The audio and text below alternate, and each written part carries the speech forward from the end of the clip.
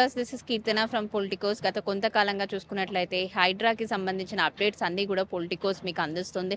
అందులో భాగంగానే ఈ రోజు కూడా మాదాపూర్ అయ్యప్ప సొసైటీ ఏదైతే ఉందో అది 100 ఫీట్ రోడ్లో ఆనుకొని ఉన్న ఒక బిల్డింగ్ని అయితే కూల్చివేయడం స్టార్ట్ చేసింది. మార్నింగ్ 11 o'clock నుంచే ఈ ప్రక్రియ అన్నది స్టార్ట్ అయింది. పూర్తి వయసు చూసుకుంటే అంటే సెల్లార్తో కలుపుకొని పూర్తిగా 4 అంతస్తులు అంటే మొత్తం కలుపుకొని 5 అంతస్తుల బిల్డింగ్ అని చెప్పుకోవచ్చు. రోడ్డుకి యువతలగానే ఉండడం వల్ల అందరికీ తెలిసే ప్లేస్ అనే చెప్పొచ్చు. అయితే ఈ బిల్డింగ్ మనం చూసుకున్నట్లయితే ఆల్రెడీ లాస్ట్ ఇయర్ జీహెచ్ఎంసీ కార్మికులు ఎవరైతే ఉన్నారో వారందరూ కూడా ఇక్కడ వీరికి చెప్పడం జరిగింది అక్రమంగా నిర్మితమవుతున్నటువంటి బిల్డింగ్ కాబట్టి. ఆల్రెడీ ఇక్కడ ఉన్న ప్రజలు ఎవరైతే ఉన్నారో వాళ్ళందరూ కూడా హైడ్రా అధికారులకు ఫిర్యాదు చేశారు. పలుమార్లు వారు హెచ్చరించినప్పటికీ, హైకోర్టు ఆదేశించినప్పటికీ కూడా వాళ్ళ ఈ ప్రక్రియ అన్నది ఆపలేదనే చెప్పొచ్చు. బిల్డింగ్ నిర్మితం పూర్తయిపోయిన తర్వాత వాళ్ళ యథావిధిగా కార్యక్రమాలు కూడా చేపడుతున్నారు. అయితే దీన్ని కాస్త సీరియస్గా తీసుకున్న హైడ్రా కమిషనర్ రంగనాథ్ నిన్న శనివారం ఇక్కడికి వచ్చి చూడడం జరిగింది ఈ ప్లేస్ని.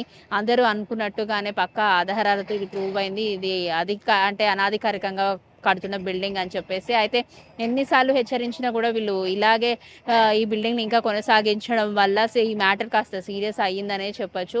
అయితే ఎన్నిసార్లు ఫిర్యాదులు చేసినా, జీహెచ్ఎంసీ అధికారులు చెప్పినా, ఇటు ఇరిగేషన్ డిపార్ట్మెంట్ వాళ్ళు చూసినా, హైడ్రా అధికారులు చూసినా, ఎవరు చెప్పినా కూడా వీరి మాటనే పట్టించుకోలేదని చెప్పేస్తుంది.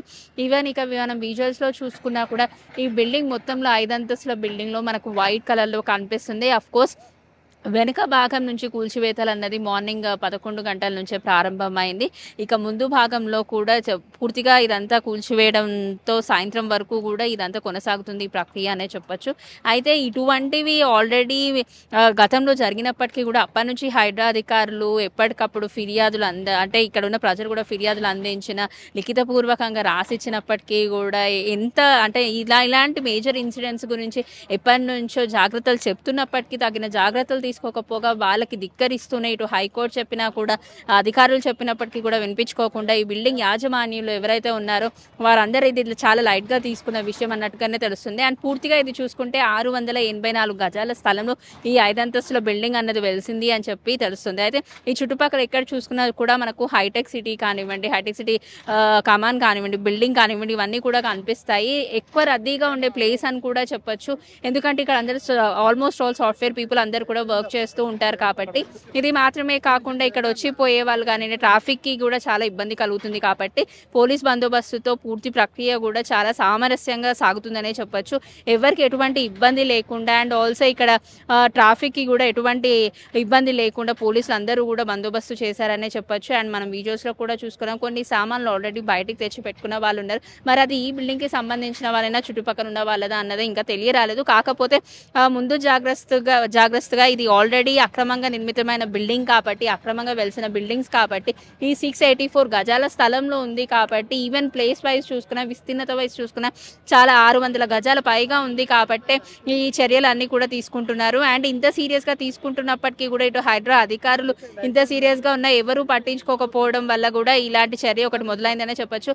అండ్ నగరంలో ఇటువంటి అనాధికారికంగా అంటే అసలు ఏమాత్రం రూల్స్ పాటించకుండా వెలిసినటువంటి బిల్డింగ్స్ ఏవైతే ఉన్నాయో వాటిపైన కూడా ఇంకా హైడ్రా ఫోకస్ పెట్టింది. ఈ జనవరి 2025 నుంచి ఇంకాస్త జోరుగా అందుకుంది ఈ విషయాలన్నీ తెలుసు. అండ్ ఎవరైతే చుట్టుపక్కల ఉన్న నివసితులు ఎవరైతే ఉన్నారో వాళ్ళు కూడా బాధ్యతగా వ్యవహరించి దగ్గరలో ఉన్న స్టేషన్స్కి వెళ్ళి కూడా ఫిర్యాదు చేస్తున్నారు. మరి ఈ రోజు సాయంత్రం వరకు కూడా కొనసాగనున్న ఈ బిల్డింగ్ ప్రక్రియ కూడా కూల్చివేత పూర్తిగా నేలమట్టం అయిపోతుంది.